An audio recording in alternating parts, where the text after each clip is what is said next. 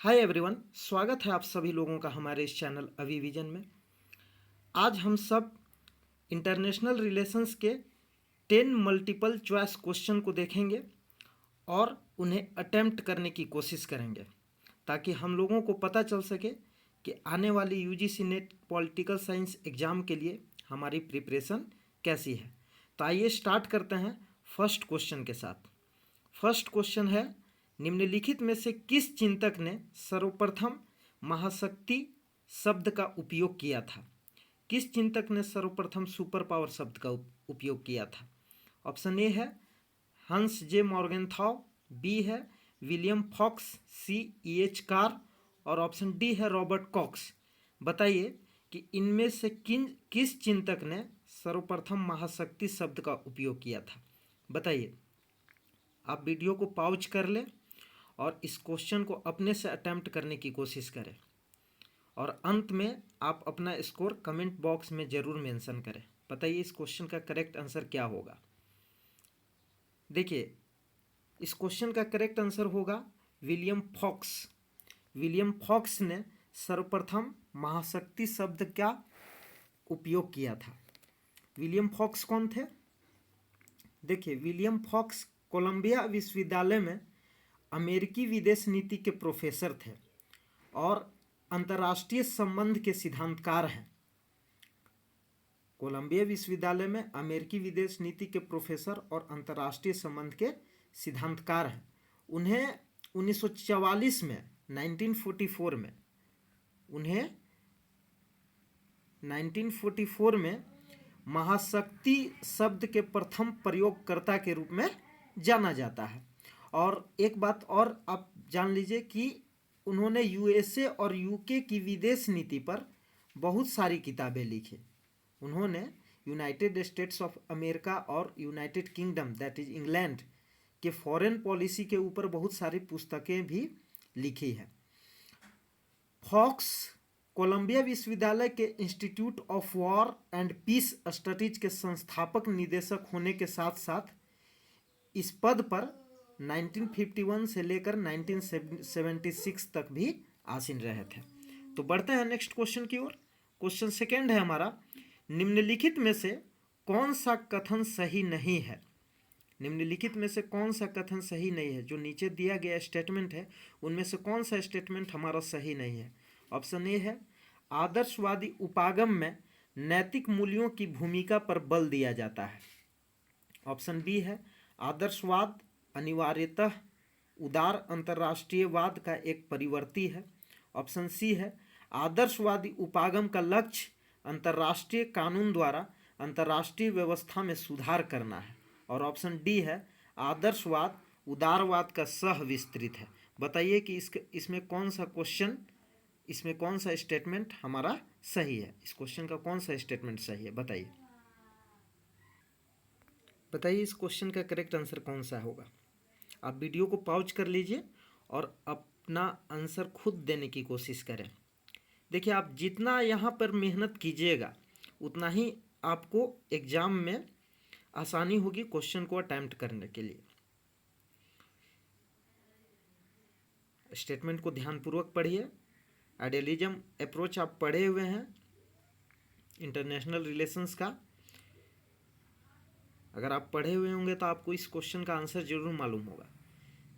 इसमें पूछा गया है कि निम्न में से कौन सा स्टेटमेंट सही नहीं है। ऑप्शन ए है आदर्शवादी उपागम में नैतिक मूल्यों की भूमिका पर बल दिया जाता है। ये स्टेटमेंट बिल्कुल करेक्ट है। आदर्शवाद अनिवार्यतः उदार अंतर्राष्ट्रीयवाद का एक परिवर्ती है, बिल्कुल ये भी बात सही है। आदर्शवादी उपागम का लक्ष्य अंतर्राष्ट्रीय कानून द्वारा अंतर्राष्ट्रीय व्यवस्था में सुधार करना है, बिल्कुल अंतर्राष्ट्रीय व्यवस्था में वे सुधार लाना चाहते हैं। आदर्शवाद उदारवाद का सह विस्तृत है, ये स्टेटमेंट रॉन्ग है। ये स्टेटमेंट रॉन्ग है। उदार आदर्शवाद के बारे में जो ये स्टेटमेंट दिया गया है ये रॉन्ग है। आदर्शवाद उदारवाद का सह विस्तृत नहीं है। तो इसमें पूछा गया है कि कौन सा स्टेटमेंट सही नहीं है, तो ऑप्शन डी हमारा इसमें करेक्ट आंसर होगा। तो बढ़ते हैं नेक्स्ट क्वेश्चन की ओर। नेक्स्ट क्वेश्चन है हमारा, सूची फर्स्ट को सूची सेकंड से मिलान करना और नीचे दिए गए कूट से सही उत्तर का चयन करना है। एक साइड सूची फर्स्ट में हमको बुक का नाम दिया हुआ है और सूची सेकंड में उनके स्कॉलर्स के नाम दिए गए हैं, उनके ऑथर के नाम दिए गए हैं। तो बताइए कि कौन से बुक जो है, कौन सा बुक किस ऑथर के साथ जुड़ा हुआ है, किस स्कॉलर के साथ जुड़ा हुआ है, आपको बताना है।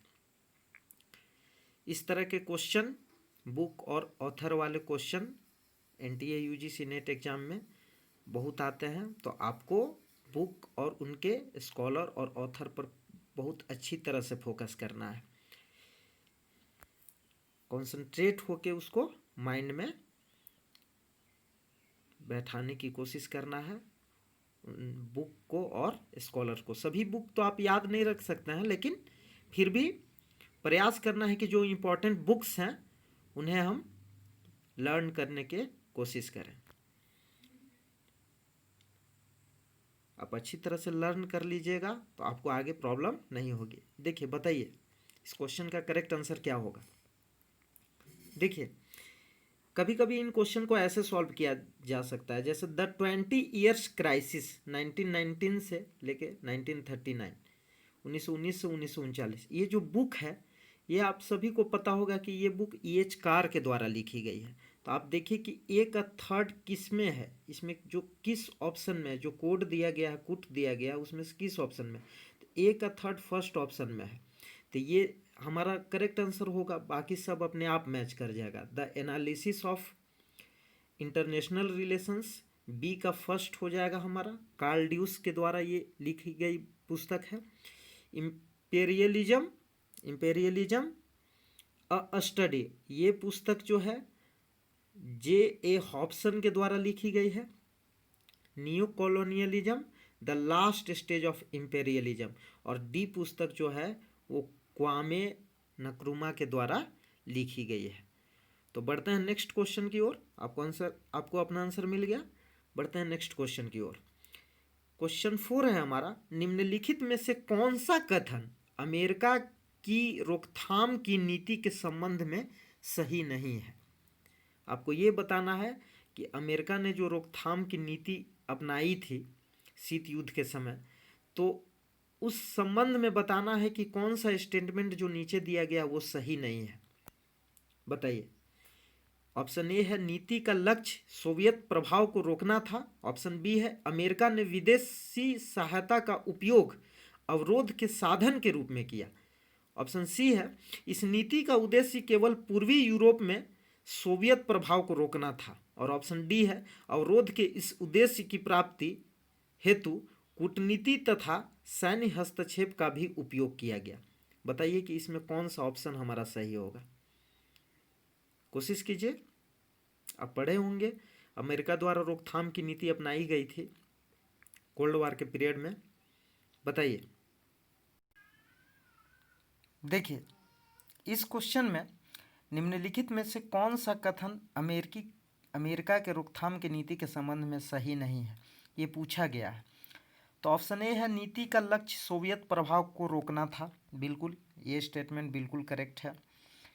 अमेरिका ने विदेशी सहायता का उपयोग अवरोध के साधन के रूप में किया। बिल्कुल, ये भी ऑप्शन सही है। इस नीति का उद्देश्य केवल पूर्वी यूरोप में सोवियत प्रभाव को रोकना था। आप ही सोचिए कि ये स्टेटमेंट सही है कि इस नीति का उद्देश्य केवल पूर्वी यूरोप में सोवियत प्रभाव को रोकना था, ऐसा नहीं है। तो ये ऑप्शन गलत है हमारा। डी, अवरोध के इस उद्देश्य की प्राप्ति हेतु कूटनीति तथा सैन्य हस्तक्षेप का भी उपयोग किया गया। बिल्कुल राइट, ये भी ऑप्शन बिल्कुल करेक्ट है। तो अमेरिका की रोकथाम की नीति के संबंध में ऑप्शन सी हमारा इनकरेक्ट है। तो ऑप्शन सी इसका करेक्ट आंसर होगा। देखिए, अमेरिका की रोकथाम की नीति को इंग्लिश में यूएस पॉलिसी ऑफ कंटेनमेंट के नाम से भी जाना जाता है। और अमेरिकी रोकथाम नीति का उद्देश्य केवल पूर्वी यूरोप में सोवियत प्रभाव को रोकना नहीं था। द्वितीय विश्व युद्ध के बाद सोवियत संघ ने पूर्वी यूरोप से अपनी सेनाएं हटाने से इनकार कर दिया था। द्वितीय विश्व युद्ध के बाद, सेकेंड वर्ल्ड वार के बाद, सोवियत संघ ने पूर्वी यूरोप में से अपनी सेनाएं हटाने से इनकार कर दिया था और वह चाहता था कि वहां साम्यवादी शासन की स्थापना किया जाए। तो अमेरिका ने इसका लाभ उठाकर साम्यवाद विरोधी नारा दिया साम्यवादी विरोधी नारा दिया और यूरोपीय देशों को साम्यवादी खतरे से सावधान किया। उसके फलस्वरूप क्या हुआ कि यूरोपीय देश एक ऐसे संगठन के निर्माण हेतु तैयार हो गए जो उनकी सुरक्षा करे। तो सेकेंड वर्ल्ड वॉर के दौरान क्या होता है कि पश्चिमी यूरोपीय देशों ने अत्यधिक नुकसान उठाए थे। सेकेंड वर्ल्ड वॉर के दौरान पश्चिमी यूरोप ये देश जो है वो अत्यधिक नुकसान उठाए थे। अतः उनके आर्थिक पुनर्निर्माण के लिए अमेरिका से बहुत बड़ी आशा थी। ऐसे में अमेरिका क्या करता है कि एक नाटो की स्थापना करता है। नाटो की स्थापना, तो जितने भी सारे देश थे, जितने भी पश्चिमी यूरोपीय देश थे, उन्होंने नाटो की स्थापना का समर्थन किया। उन्होंने नाटो की स्थापना का, और नाटो की स्थापना का क्या उद्देश्य था, जैसे कि यूरोप पर आक्रमण के समय अवरोधक की भूमिका निभाना कि, और सेकेंड था कि सोवियत संघ के पश्चिमी यूरोप में तथाकथित विस्तार को रोकना तथा युद्ध की स्थिति में लोगों को मानसिक रूप से तैयार करना, पश्चिमी यूरोप के देशों को एक सूत्र में संगठित करना, ये सब नाटो का उद्देश्य रहा था। तो इस क्वेश्चन का ऑप्शन सी हमारा करेक्ट आंसर होगा। बढ़ते हैं नेक्स्ट क्वेश्चन की ओर। नेक्स्ट क्वेश्चन है हमारा, यह किसका कथन है कि किसी सिद्धांत पर विचार किसी ऐसे पूर्व चिंतित दुर्बोध सिद्धांत अथवा अवधारणा के आधार पर नहीं करना चाहिए जिसका वास्तविकता से कोई संबंध न हो। इसका उद्देश्य किसी सामूहिक दृश्य या घटना में व्यवस्था कायम करना तथा उसे अर्थ प्रदान करना है। बताइए ये किसका स्टेटमेंट है, बताइए। तो ये स्टेटमेंट है हंस जे मॉर्गनथाउ का। ये एक यथार्थवादी विचारक है, क्लासिकल रियलिस्ट थिंकर हैं। तो इन्होंने कहा था कि किसी सिद्धांत पर जब हम विचार करते हैं तो किसी सिद्धांत पर विचार हमें ऐसे अवधारणा के आधार पर नहीं करना है जिसका वास्तविकता से कोई संबंध ही नहीं हो, जिसका वास्तविकता से कोई संबंध है ही नहीं। ऐसे आधार पर हमें किसी सिद्धांत पर विचार नहीं करना है। तो इन्होंने ये स्टेटमेंट दिया है, आपको इस स्टेटमेंट को लर्न कर लेनी है। आगे आने वाले एग्जाम में एनटीए यूजीसी नेट इस स्टेटमेंट को पूछ सकता है। बढ़ते हैं नेक्स्ट क्वेश्चन की ओर। नीचे दो सूचियां दी गई है, सूची फर्स्ट में संधि जबकि सूची सेकंड में वर्ष दिए गए हैं।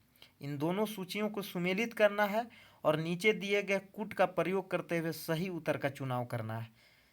तो संधि में है, ए है व्यापक शस्त्र परीक्षण प्रतिबंध संधि CTBT comprehensive test ban treaty, B है प्रक्षेपास्त्र रोधी missile ABM anti ballistic missile treaty कहा जाता है इसे, सामरिक हथियार कटौती संधि फर्स्ट स्टार्ट फर्स्ट, और ऑप्शन डी है सामरिक आक्रामक हथियार कटौती संधि जिसको हम शॉर्ट भी बोलते हैं। तो बताइए कि किस किस वर्ष में इन संधियों को लागू किया गया, किस किस वर्ष में, बताइए। सूची फर्स्ट में संधि है और सूची सेकंड में वर्ष दिए हुए हैं।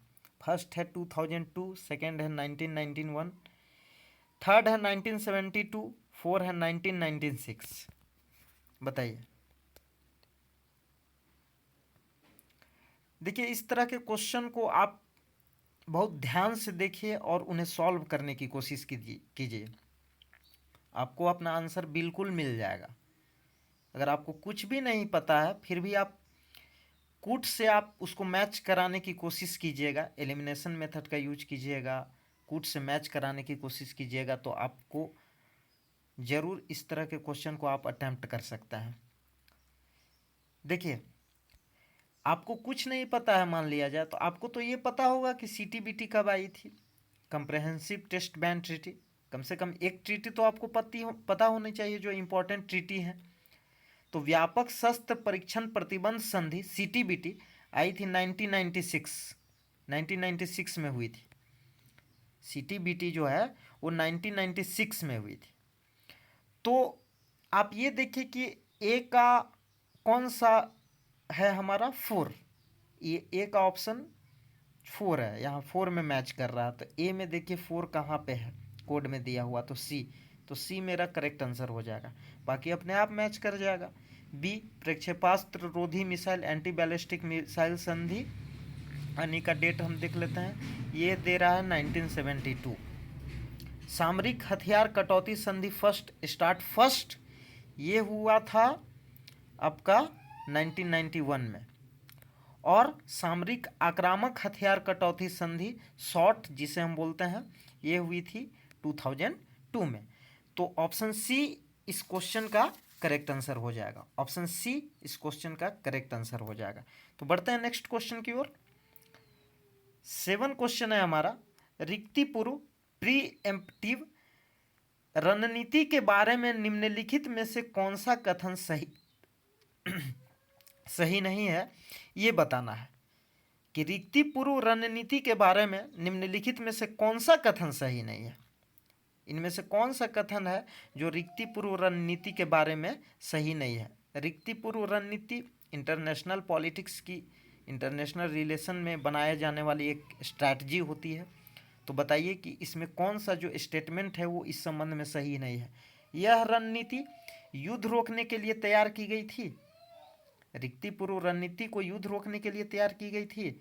ऑप्शन बी है, यह रणनीति दुर्जन शासन से मिलने वाली धमकी से संबंधित है।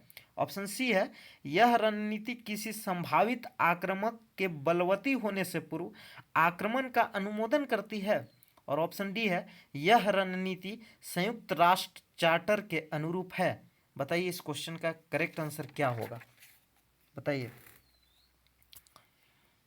देखिए इस क्वेश्चन का करेक्ट आंसर होगा ऑप्शन डी, यह रणनीति संयुक्त राष्ट्र चार्टर के अनुरूप है। ये ऑप्शन इनकरेक्ट है, ये ऑप्शन इनकरेक्ट है, बाकी सभी करेक्ट हैं। यह रणनीति युद्ध रोकने के लिए तैयार की गई थी, यह रणनीति दुर्जन शासन से मिलने वाली धमकी से संबंधित है, और यह रणनीति किसी संभावित आक्रामक के बलवती होने से पूर्व आक्रमण का अनुमोदन करती है। ये तीनों स्टेटमेंट रिक्ति पूर्व रणनीति प्री एम्प्टिव स्ट्रैटेजी के बारे में सही है। बाकी ऑप्शन डी गलत है, तो इसलिए इसके में करेक्ट आंसर हो जाएगा ऑप्शन डी, क्योंकि इसमें पूछा गया है कि कौन सा स्टेटमेंट सही नहीं है। जो सही नहीं है उसका हमें बताना था, तो ऑप्शन डी हमारा इसमें करेक्ट आंसर होगा। बढ़ते हैं नेक्स्ट क्वेश्चन की ओर। क्वेश्चन 8 है हमारा कि किसने कहा कि हमें विश्व के सबसे बड़े लोकतंत्र के साथ बुद्धिमत्ता से पेश आना चाहिए। हमें भारत को सहयोग देने के लिए कड़ा परिश्रम सतत रूप से करने की आवश्यकता है। हालांकि हमें पाकिस्तान में अपने मित्रों की उपेक्षा भी नहीं करनी चाहिए। ऑप्शन ए है निकोलस बर्न्स, ऑप्शन बी है कोलिन पॉवेल, ऑप्शन डी है डेविड सी मलफोर्ड, और ऑप्शन डी है हेनरी किसिंजर। बताइए किसने कहा था कि हमें विश्व के सबसे बड़े लोकतंत्र के साथ बुद्धिमत्ता से पेश आना चाहिए, हमें भारत को सहयोग देने के लिए कड़ा परिश्रम सतत रूप से करने की आवश्यकता है, हालांकि हमें पाकिस्तान में अपने मित्रों की उपेक्षा भी नहीं करनी चाहिए। तो ये स्टेटमेंट था कॉलिन पॉवेल को, कॉलिन पॉवेल का ये स्टेटमेंट था। आपको ये स्टेटमेंट लर्न कर लेनी है किसका है, क्योंकि आगे आने वाले एग्जाम में इस स्टेटमेंट को भी पूछा जा सकता है। इनमें जितने भी क्वेश्चन शामिल किए गए हैं वो सभी UGC net political science exam के दृष्टिकोण से वेरी वेरी इंपॉर्टेंट है, या अन्य कॉम्पिटिटिव एग्जाम में भी इन क्वेश्चंस को पूछा जा सकता है। पीवी नरसिम्हा राव ने, नेक्स्ट है हमारा, पीवी नरसिम्हा राव ने लुक ईस्ट पॉलिसी को पहली बार कब प्रस्तुत किया था। ऑप्शन ए है सितंबर 1994 में अपने व्याख्यान द्वारा सिंगापुर में। ऑप्शन बी है जनवरी 1992 में जब भारत आसियान का क्षेत्रीय वार्ता भागीदार बना। ऑप्शन सी है 1995 में आसियान के पूर्ण वार्ता भागीदार के रूप में भारत का स्थान ऊंचा होने के अवसर पर। और ऑप्शन डी है वर्ष 1995 से लेकर 96 के लिए विदेश मंत्रालय के वार्षिक प्रतिवेदन के माध्यम से। बताइए कौन सा इसमें ऑप्शन हमारा करेक्ट होगा, बताइए। वीडियो को पॉज कीजिए और इस क्वेश्चन को अपने से अटेम्प्ट करने की कोशिश कीजिए, और अपना स्कोर कमेंट बॉक्स में ज़रूर मेंशन कीजिए, ताकि आपको पता चल सके कि आपकी प्रिपरेशन कैसी है और आप अपने आप को एनालाइज कीजिए कि आगे आने वाले एग्जाम में आप जेआरएफ के लिए प्रिपेयर कर सकते हैं। बताइए इस क्वेश्चन का करेक्ट आंसर क्या होगा। पीवी नरसिम्हा राव ने लुक ईस्ट पॉलिसी को पहली बार कब प्रस्तुत किया था? देखिए इस क्वेश्चन का करेक्ट आंसर होगा पीवी नरसिम्हा राव ने लुक ईस्ट पॉलिसी को पहली बार सितंबर 1994 में अपने व्याख्यान द्वारा सिंगापुर में प्रस्तुत किया था।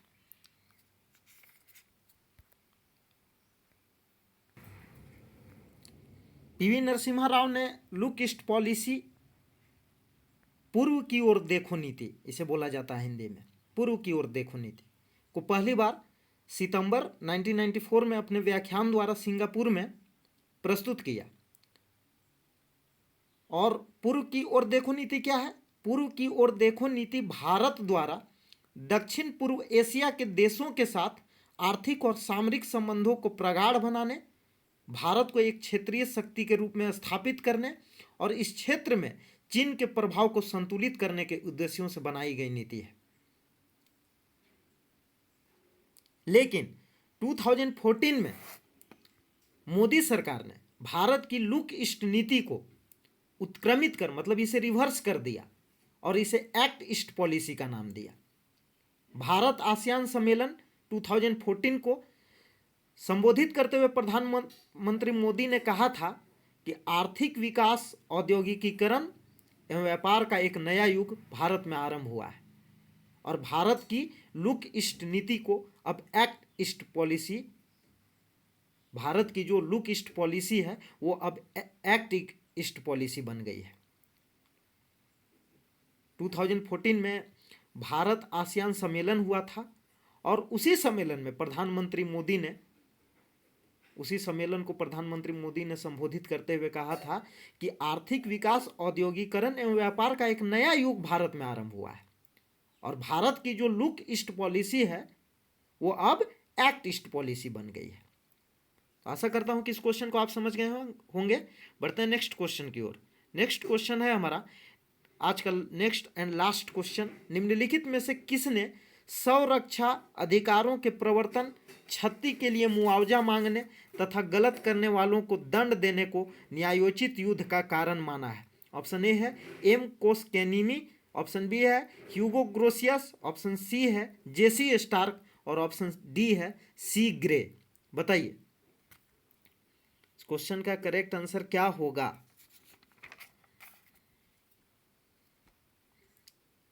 किन्होंने संरक्षा अधिकारों के प्रवर्तन, क्षति के लिए मुआवजा मांगने तथा गलत करने वालों को दंड देने को न्यायोचित युद्ध का कारण माना है?